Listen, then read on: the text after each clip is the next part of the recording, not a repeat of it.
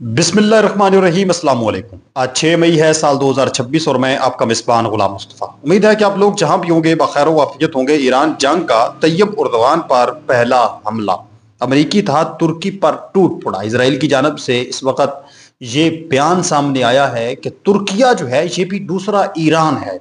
अगर ईरान जो है वो मशरक़ वुस्ता में हमारे लिए ख़तरा है, हमारे लिए एक खतरनाक कंट्री है, तो जो तुर्किया है ये भी हमारे लिए कोई फायदा मंद मुल्क नहीं है।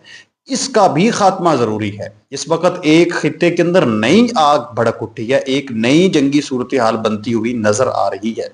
शदीद तरीन धमकियां, शदीद तरीन तहफुजात हैं। इस हवाले से जो BBC ने एक आम तरीन रिपोर्ट अब जारी कर दी है जिसने तहलका मचा के रख दिया है। और ये आप कह लें कि आपको TV चैनल्स के ऊपर ये चीज़ देखने को भी नहीं मिलेगी, या तो आपको BBC की जो वेबसाइट है उसको खंगालना पड़ेगा। मुख्तलिफ रिपोर्ट्स ने शेयर की हैं आगे, फिर उनका कम्बिनेशन करके मैं सारी आप लोगों के साथ शेयर करने जा रहा हूँ। लेकिन उससे पहले आप लोगों को बताता चलूं कि जो वज़ीर आज़म नेतन्याहू हैं, यानी इजराइल के जो प्रेसिडेंट हैं, उनकी और जो दुबई के शेख मोहम्मद बिन जायद अल नहान हैं, उनकी टेलीफोनिक गुफ्तगू हुई है। मैंने आप लोगों को गुज़श्ता वीडियो में बताया था कि उनका राब्ता हुआ है, लेकिन जो आपस में उनकी बातचीत हुई है वो सबसे पहले आप लोगों के साथ शेयर करना बेहद ज़रूरी है। उससे पहले आप लोगों से गुजारिश है कि अगर आप इस चैनल पर नए हैं तो इसको लाजमी सब्सक्राइब कर दें और कमेंट सेक्शन में अपनी कीमती राय का इजहार भी ज़रूर करें और पाकिस्तान जिंदाबाद कमेंट सेक्शन के अंदर ज़रूर लिख लें। नाज़रीन कराम, सबसे पहले जो इजराइल के वज़ीर आज़म की और जो UAE के आप कह लें कि वलीअहद की जो आपस में बातचीत हुई है, सबसे पहले वो आप लोगों के साथ शेयर करते हैं।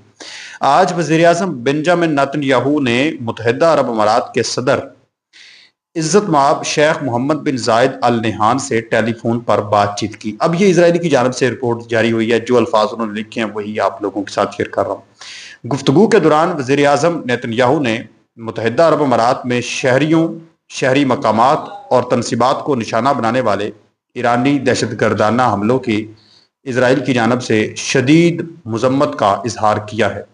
उन्होंने इन हमलों को खुद मुख्तारी की खुली खिलाफ वर्जी और इलाकाई इस्तेकाम के लिए खतरा करार दिया है। मजीद उसने कहा कि मुत्तहिदा अरब अमारात के साथ इसराइल की पुख्ता यकजहती और अपनी सलामती, इस्तेकाम के तहफ़्फ़ुज़ और अपने शहरियों की हिफाजत को यकीनी बनाने के लिए मुत्तहिदा अरब अमारात के उठाए गए तमाम इक़दामात की मुकम्मल हमायत का इआदा करता है। जैसा कि हमेशा होता आया है, इसराइल अपने करीबी तादियों के साथ मजबूती से खड़ा है और अमन और सलामती के हसूल के लिए हमारी मुश्तरका कोशिशों के लिए पुरअज़म रहेगी। अब ये कौन बात कर रहा है?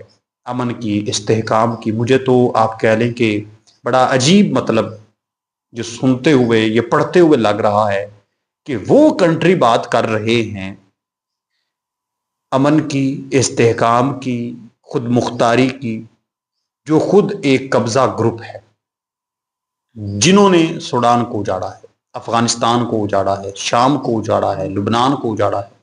वो बात कर रहे हैं खुद मुख्तारी की, अमन की और इस चीज़ की।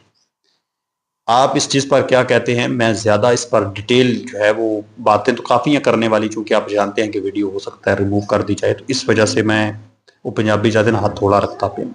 आप कमेंट सेक्शन के अंदर अपनी राय का इजहार कर सकते हैं, लोगों तक अपना पैगाम पहुँचा सकते हैं। इस हवाले से अपने मेन मुद्दे पर मैं आता हूँ। इस वक्त एक और जो तबले जंग बच चुका है, करोड़ों जिंदगियों को खतरा है। तुर्की ने कमर कस ली है, इसराइल से जंग के इम्कानात इस वक्त बढ़ गए हैं। BBC की तहलका खेज रिपोर्ट सामने आई है कि इसराइल की जानब से तुर्की को नया ईरान करार देने पर खित्ते में खलबली इस वक्त मची हुई है। वो कहते हैं कि ये एक नया ईरान है, ये दूसरा ईरान है। BBC की एक हालिया रिपोर्ट में माहिरीन ने इंकशाफ किया है कि तुर्की और इसराइल के ताल्लुकात तारीख की कम तरीन सतह पर आ चुके हैं और अब यह बहस शुरू हो गई है कि क्या दोनों मुमालिक के दरमियान मुसल्लह तसादम हो सकता है। रिपोर्ट के अहम और हसास इंकशाफात।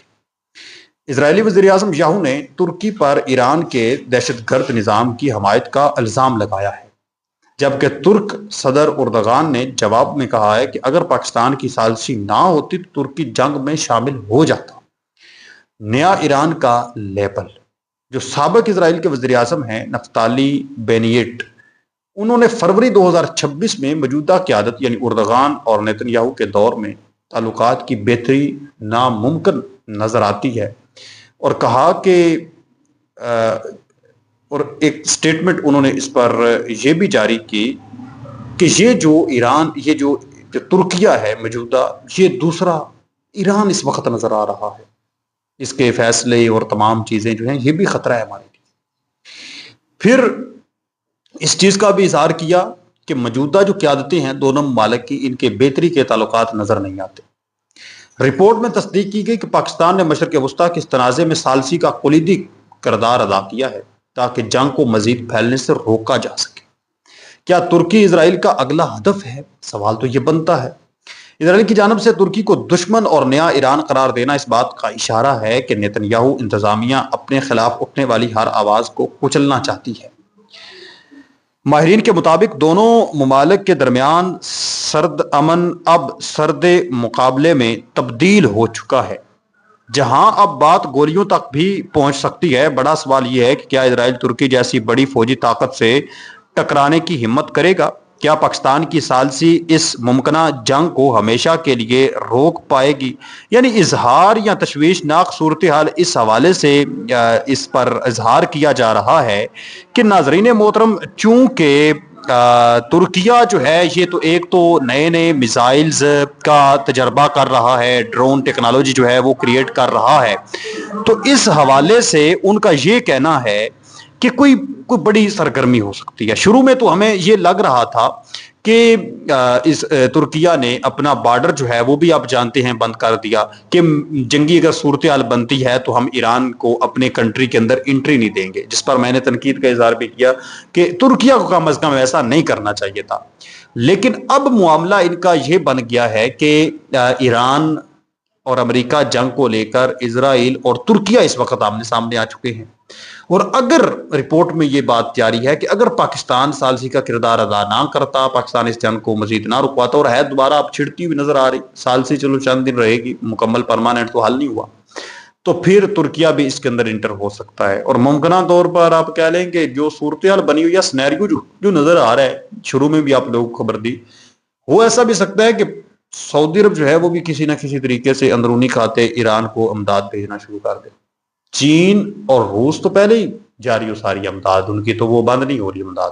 چین تو بڑے لیول پر آپ جانتے ہیں امداد کر رہا ہے، اور امریکہ بھی جانتا ہے، اس کو کوئی شک نہیں ہے کہ چین ہی سب سے زیادہ وہ جو ان کے پرزے ہیں جنگی جہازوں کے چھوٹے ڈرونز ہیں ان کے، وہ چین سے ہی ان کو مل رہے ہیں۔